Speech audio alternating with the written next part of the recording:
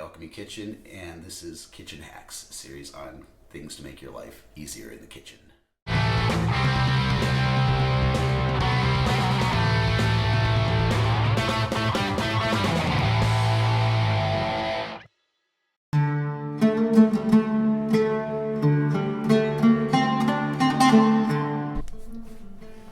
This is the Alchemy Kitchen. I'm back with another cooking hack, and this is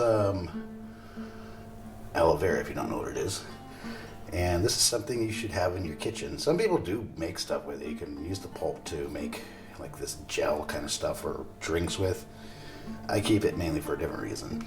And especially if you're working with cast iron and you work in the kitchen long enough, you will burn yourself. And this is the best thing to remedy a burn, unless you have some extreme like 3rd-degree burn.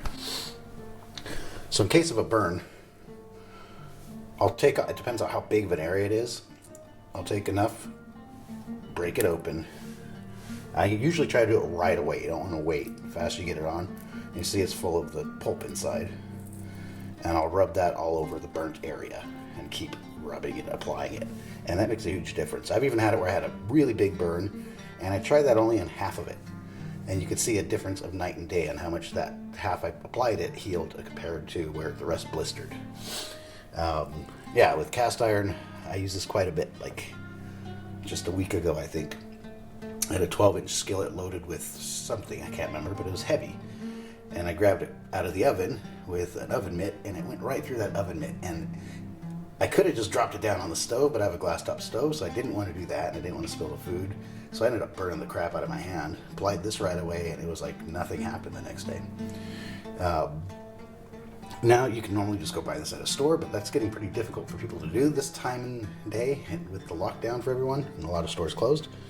So if you have a cutting, you can also grow it. It's going to take a while, but it'll work. This one's been sitting for a while, but it's still alive. It's still green. And if you cut it and it's fresh, like this piece I just ripped off, you're going to see it's like wet and there's this juice there, basically. You don't want to plant it like that. You want to let it sit for a couple days until that kind of seals up, because that will let mold and bacteria grow, and it's going to kill the plant. So this will grow, but I'd let it sit a couple days until that closes up. What I heard is best if you don't cut it with scissors. If you tear it, it's actually going to heal faster, like this did. And from there, ideally you want a sand and soil mix. I've just got plant soil. So we're going to try it like this. You just stick that leaf in there, kind of pat it around. And normally you don't want to give aloe vera a lot of water, but when you're growing it like this, you do want to keep it well watered. It's slow to start. It's going to take a good 30 days or so. And then what will happen is a small sprout is going to come out here, and it's going to keep growing very slowly. At that point, you'll notice like the leaf more gets like a dead kind of color to it. That's normal because the nutrients are going to the new sprout. So they're low maintenance plants. They're really, really easy to take care of. They'll survive pretty well in your kitchen window. So I like to keep it very close on hand next to the kitchen. And figured why not sprout a few more while I'm at it, because I'm doing a lot of gardening today anyways. So that's it. Thanks for watching. Hit like, hit subscribe, share, comment. Till next time.